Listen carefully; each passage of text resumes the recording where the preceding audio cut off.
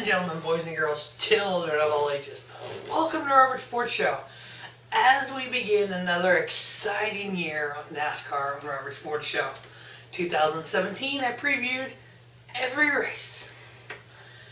You know, early on, my picks weren't good. In the chase, though, I had 7 of the 10 I picked for the winner of the races. First 6 chase races I picked a winner. So, if you're new to Robert Sports Show, basically I preview the race, preview what's going on in the season so far. I do 3 picks, and that's it. Well, this week for Daytona, I'm adding a 4th.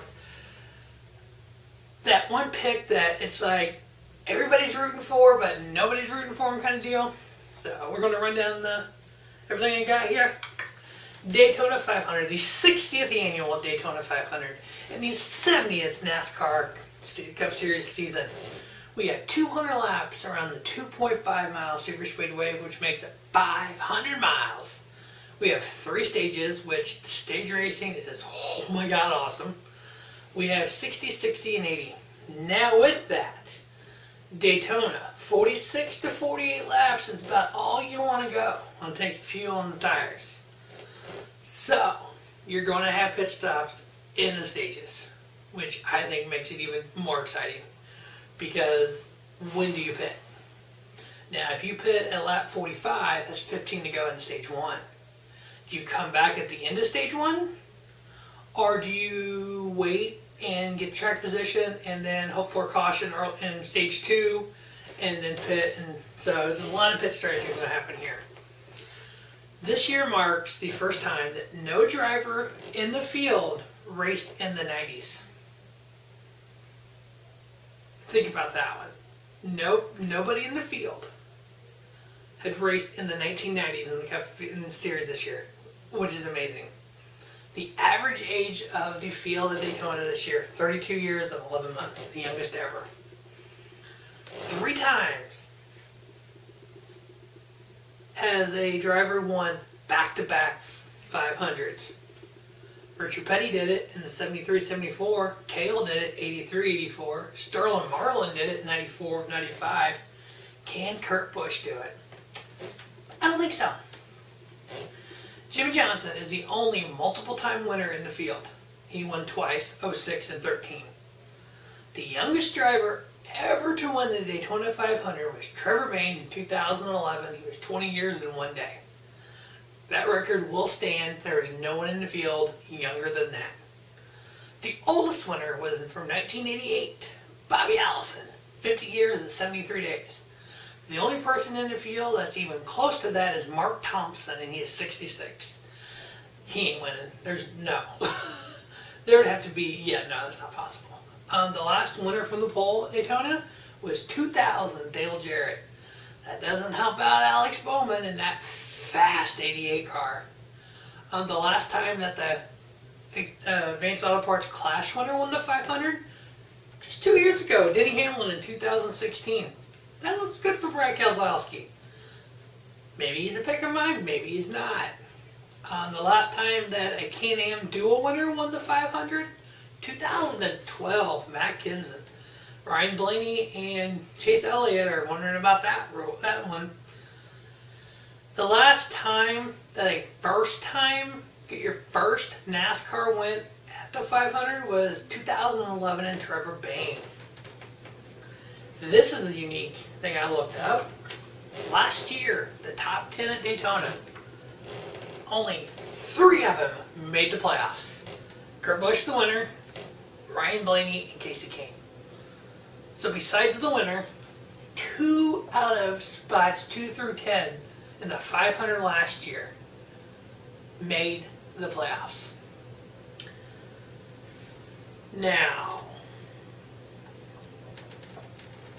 Ford has won 5 of the last 7 races at Daytona.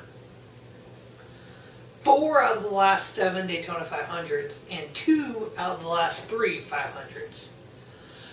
Ford looks good at Daytona. We all know they look good because we watched the Clash, we watched the duels. Now, 9 times, the most wins from a position is 9 from pole. So Alex Bowman has a pretty good shot there. The next most wins from one position is 7 from second place. Denny Hamlin's got a shot. Fourth place also has 7 wins. Kyle Busch is starting 4th. Starting 7th and 9th both have also 5 wins come from there. Daniel Suarez and Ricky Stenhouse. So out of the top 5 positions in Daytona 500 history for wins to come from, 3 of those spots are currently occupied by Joe Gibbs Toyota. Last year, the 2 races at Daytona, Paul Menard had a 5th and a 3rd, averaging a 4th. Eric Almirola finished 4th in Daytona 500. We know he got hurt and was out for a few races. AJ Allmendinger had 2 top 10s last year, 3rd in Daytona 500, 8th in the July 4th race, averaging a 6.5. With all that said and done, as we've seen in the duels, air is important.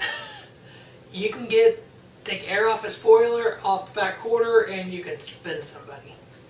The truck race had a few wrecks, but didn't have as much as you thought it would, and those trucks were moving around a lot. Like Xfinity races today, we only have what we've seen in Speed Weeks. My 3 picks to win Daytona 500. Brad Keselowski, after the run he had in the duel, the run he had in the Clash. Ricky Stenhouse Jr. He won last year the July 4th race at Daytona. He won Talladega. That Ford is fast. My 3rd pick, Kevin Harvick. He always runs well at Daytona. He's driving a fast Ford for Stewart-Haas Racing. So my 3 picks are all Fords. Brad Keselowski, Ricky Stenhouse Jr., and Kevin Harvick. Oh yeah, I said for this Daytona, for this race, and this race only, I'm doing an extra pick, a dark horse pick, a dream pick. I'm a big Jeff Gordon fan. I grew up watching Jeff Gordon. He's a big Jeff Gordon fan, big 24 fan. Yeah. I became a Chase Elliott fan because he was in the 24. I was a fan of his dad too, but yeah. So this year, that 24 is William Byron. That 24 looks sharp, doesn't it? The flames on it and everything. But I'm not picking the 24.